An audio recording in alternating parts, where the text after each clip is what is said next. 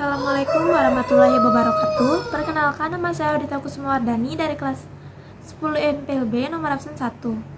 Hari ini saya akan membuat video kultum yang bertemakan selama pandemi bisa apa, dengan judul Menjadi Remaja yang Cerdas dalam Berinternet.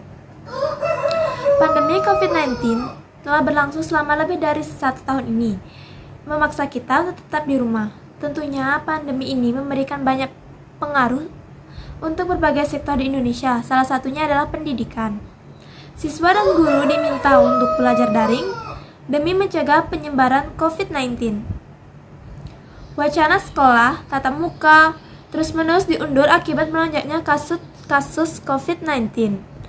Ditambah lagi dengan perpanjangan PPKM level 4 untuk membatasi kegiatan kita di luar. Hal itu menyebabkan siswa dihadapkan oleh aktivitas-aktivitas untuk mengisi waktu luang selama daring berlangsung. Contohnya menggunakan media sosial. Menggunakan media sosial tentu hal lumrah bagi sebagian besar pelajar di Indonesia.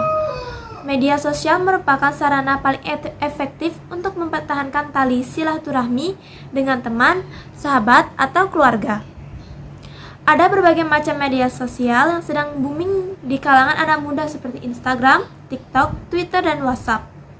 Dan aplikasi-aplikasi tersebut memiliki ciri khas tersendiri yang menyebabkan anak muda silih berganti menggunakannya. Banyak aplikasi media sosial didapat memicu terjadinya FOMO. FOMO atau Fear of Missing Out seringkali dikaitkan dengan kecanduan terhadap media sosial.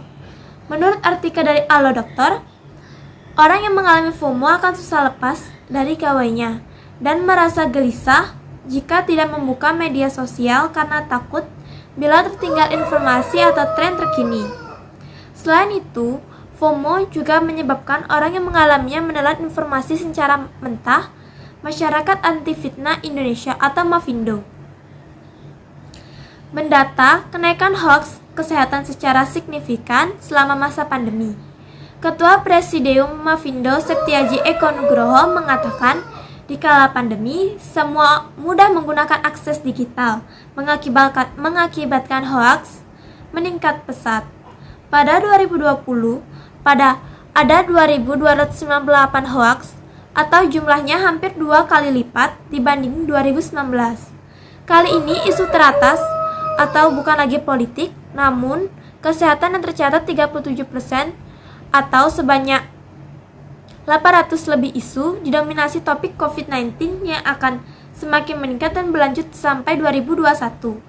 Ujarnya saat dihubungi oleh tim Koran Sindo.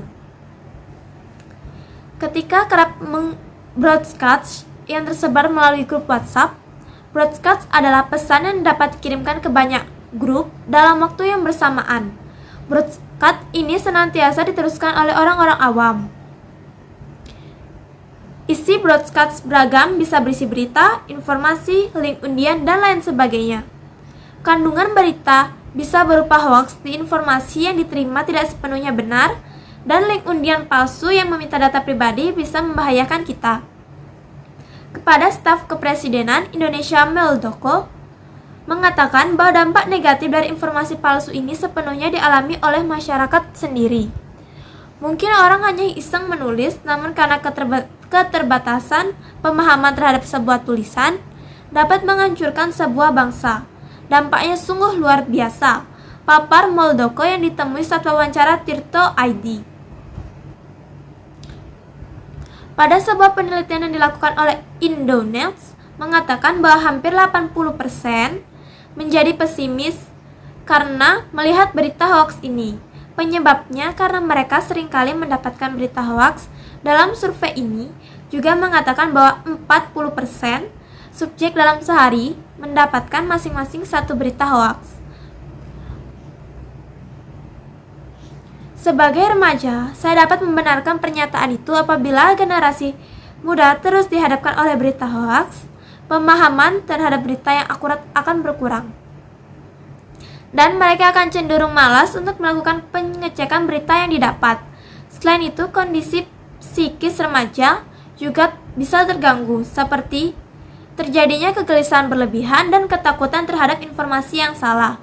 Menurut pengamatan saya, hoaks mengenai vaksin COVID-19 terus bermunculan, tidak mau melakukan vaksin, padahal vaksin ini penting untuk menstimulasi kekebalan spesifik dalam tubuh untuk melawan COVID-19. Lantas, apa yang membuat orang-orang menyebarkan berita hoax? Siapa saja yang memungkinkan untuk menyebarluaskan berita hoax? Dilansir dari wawancara dengan koran Sindo, pakar komunikasi kesehatan dari Universitas Padjadjaran, Bandung, Jerry Ratnasuminar mengatakan orang-orang cenderung mudah percaya dengan informasi kesehatan, terutama pada generasi baby boomers, atau mereka saat ini sudah berusia di atas 50 tahun. Jenny menambahkan bahwa pada usia tersebut, perhatian terhadap informasi kesehatan memang mulai tinggi, sehingga menurunnya kekuatan tubuh. Maksud orang yang menyebarkan hoax ini bisa jadi bukan orang yang menjerumus ke hal buruk.